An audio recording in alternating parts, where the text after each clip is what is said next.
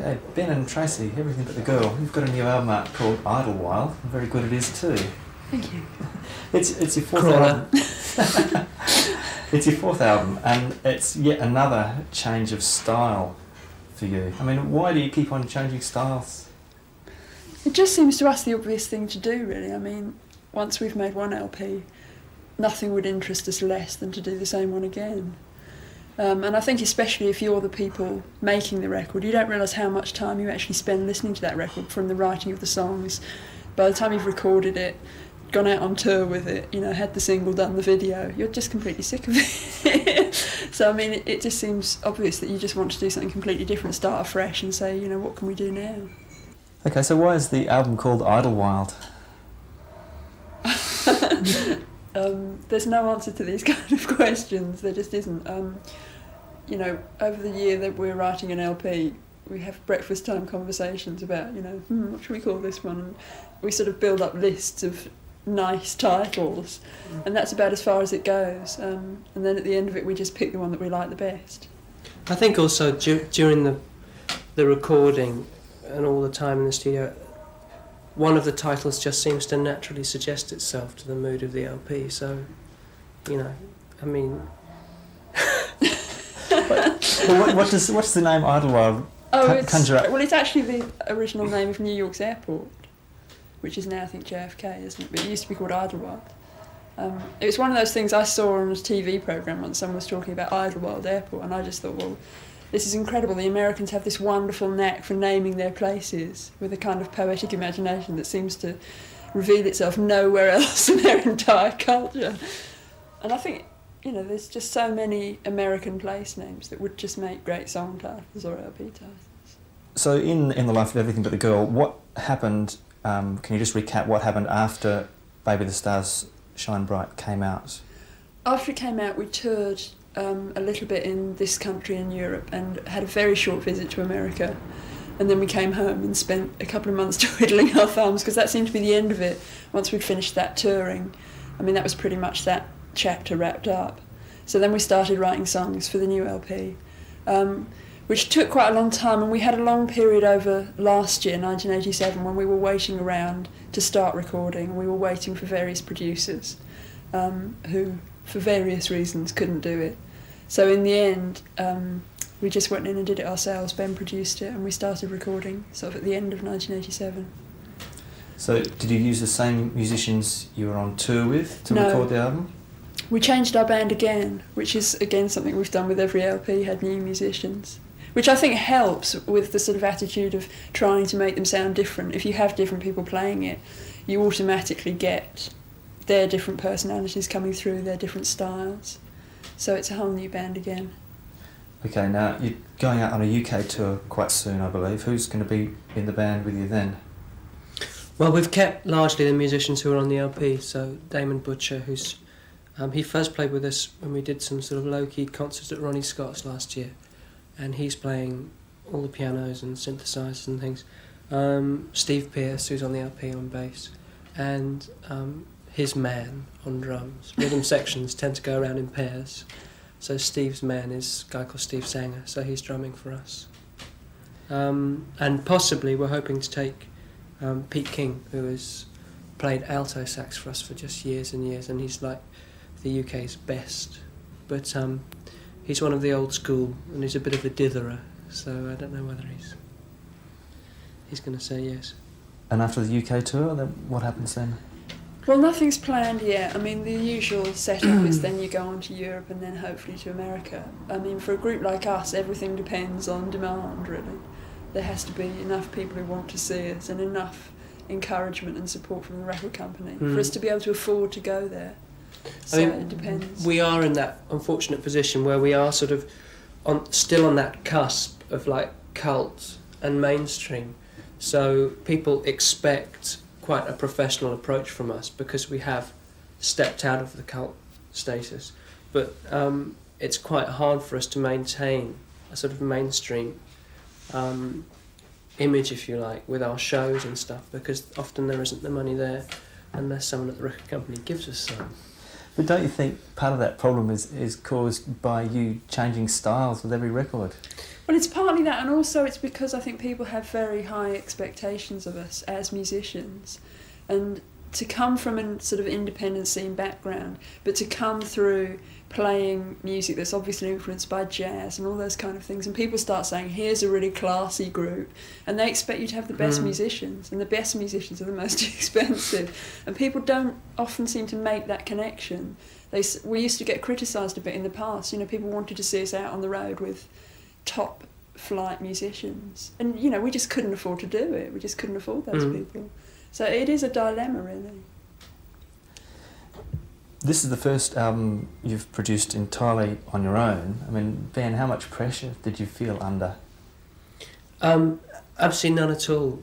I mean, it was remarkably easy. I don't know why, whether it's meant to be like that or whether I'm, meant to be in a mental asylum at the moment. But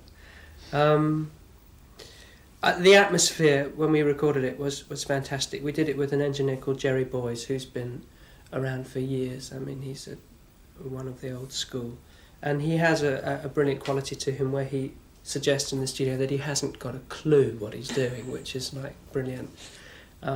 Although, I mean, he has a marvellous ability to get natural sound, which is very much what we strive for. So there is a very sort of relaxed atmosphere, and we had things like afternoon tea and sort of muffins, and it was all quite relaxed. And we go into the studio very well prepared as well. I mean, I can't stand to waste money in studios. I like to have arrangements sorted out. I don't understand groups who go in with no middle eight written to songs. I mean, what's the point in recording, So we generally tend to have quite a good idea of what we're doing. So Tracey, when does Ben change noticeably when he's got his producer's hat on as opposed to your songwriting partner? Yeah, he turns into a complete monster. He is a real perfectionist about production, and I think in a way he's found it easier to actually be in charge than to have someone else in charge and be sitting at the back of the room itching to get his hands on those controls. So I think in a way he's probably enjoyed this LP more. Because he's always, had a really good idea of how it should all sound, and I think it's been good really for me to just step back and say, okay, Sonny, you do it then. And I think it's worked really well. So. It helped having the analyst and then the lobotomy, So. Lyrically, it seems to be more or less your most direct record. Is that consciously so? I don't know.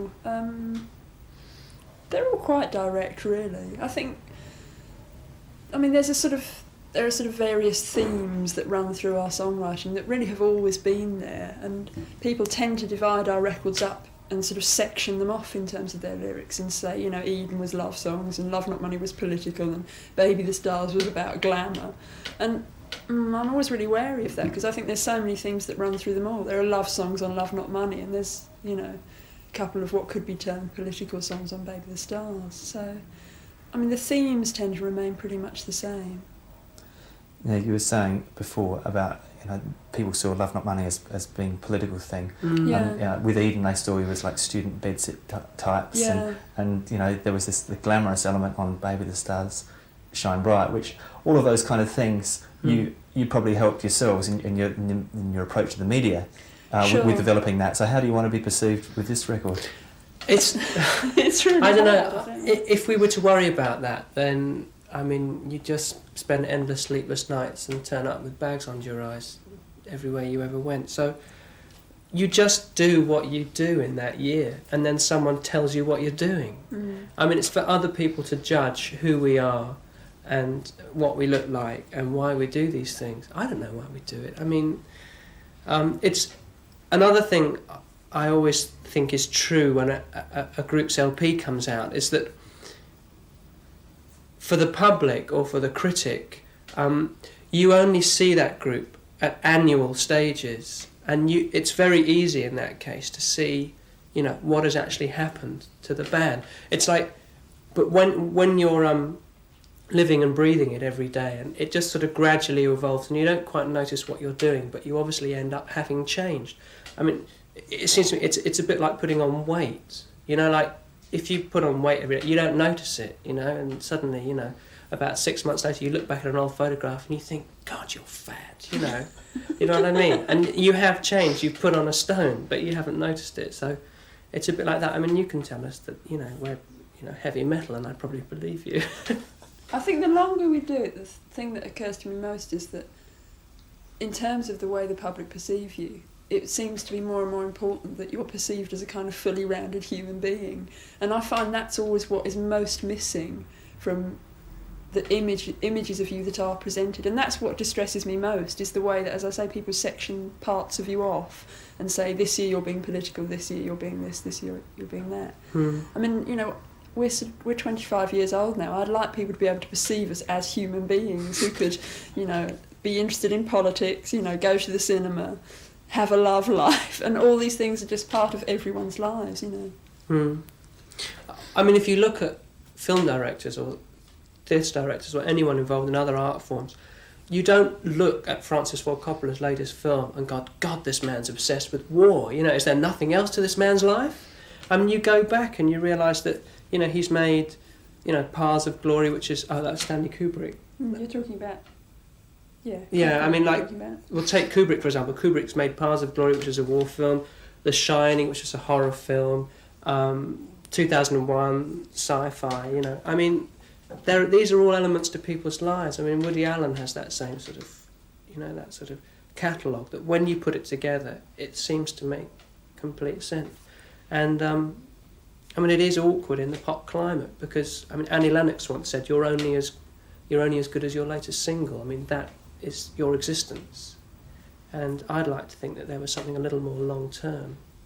The pop industry tries to squeeze that out of you and, you know, doesn't like people who hang around too long. You know, I think they get a bit crusty, but...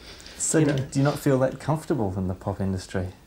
I think as comfortable as anybody does, where art and money clash, and who regards themselves as, you know, thinking people about the world. And I mean, obviously we found ourselves in a business where we have few allies, and I think that's partly where you start to feel uncomfortable, that you start to feel that you are a lot of the time surrounded by people whom you'd find it quite hard to have a conversation with. It's not that we sort of go around worrying all the time, oh God, isn't this awful, we're in a corrupt capitalist business, because you just are, and you can't even think twice about it. That's just the way it is. We've chosen it, you know. I accept that side of it, you know, fairly easily now, really. In the past, the videos you've done, they haven't always reflected the way you've been. I mean,